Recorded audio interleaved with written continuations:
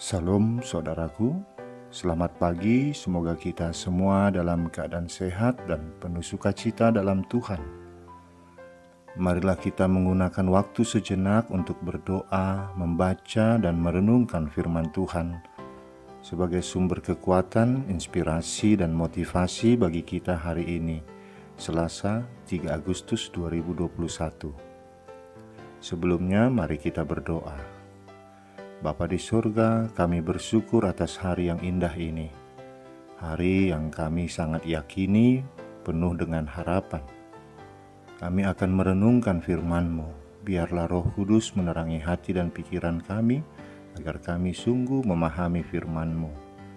Dalam nama Tuhan Yesus Kristus kami berdoa. Amin. Firman Tuhan yang menyapa kita di pagi ini, Amsal 15 ayat 23.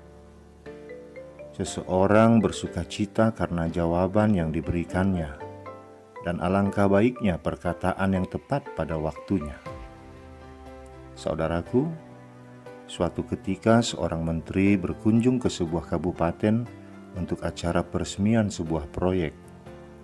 Dalam acara peresmian tersebut disuguhkan hiburan musik. Penyanyi pertama tampil, cantik sekali, tapi suaranya biasa saja. 50% hadirin tepuk tangan. Kemudian penyanyi kedua pun tampil. Wajahnya pas-pasan, tapi suaranya sangat bagus. 65% hadirin tepuk tangan. Lalu penyanyi ketiga tampil. Wajahnya jauh dari cantik, badannya gemuk sekali, suaranya pun jelek. Tapi hampir 100% hadirin bertepuk tangan dengan sangat meriah. Pak Menteri jadi bingung. Lalu sambil berbisik ia berbicara kepada Pak Bupati yang duduk di sebelahnya.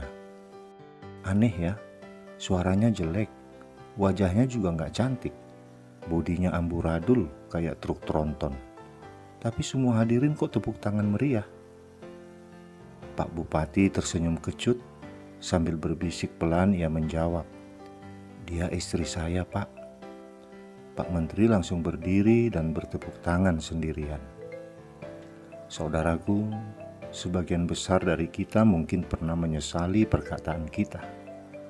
Orang yang bijaksana tentu akan berpikir lebih dahulu sebelum berkata-kata, supaya ia tidak banyak menyesali perkataan yang sebenarnya tidak perlu diucapkan.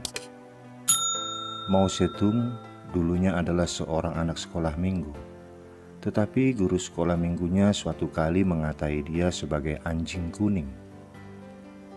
Ia lalu meninggalkan gereja dan menjadi penganut paham komunis yang militan. Peribahasa Tiongkok mengatakan, perkataan yang keluar dari mulut kita ibarat anak panah yang kita lepaskan dari busurnya. Jika yang kita lepaskan adalah perkataan yang menyakiti hati orang, maka sekalipun kita sudah meminta maaf, tetapi bekasnya masih ada, masih terasa. Hikmah dari kisah Mao Zedong adalah kita harus berhati-hati dengan ucapan kita, seperti ejekan atau julukan-julukan yang tidak pantas. Karena tanpa kita sadari, hal itu dapat mengakibatkan luka batin dan berdampak besar bagi perkembangan mental seseorang. Perkataan seperti itu sangat merusak. Itu mengganggu, seperti tetesan air dari keran bocor. Itu menyakiti karena membuat orang lain merasa tidak enak. Perkataan seperti itu membangun rasa bersalah, menyebabkan mereka rendah diri, menghina harga diri mereka, dan hasilnya semakin merusak hubungan. Tidak baik membuat orang lain merasa buruk saat kita meminta seseorang melakukan sesuatu, dan jika mereka setuju tapi gagal, kita bisa mengingatkan mereka dengan kasih, tanpa menyatakan kemarahan atau merendahkan.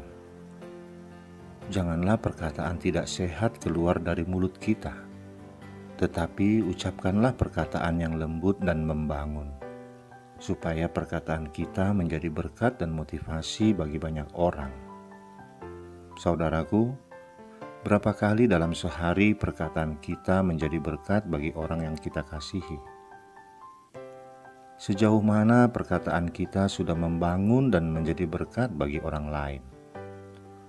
Perkataan yang tepat akan membuat suasana persahabatan, suasana keluarga menjadi menyenangkan dan sukacita penuh kebahagiaan.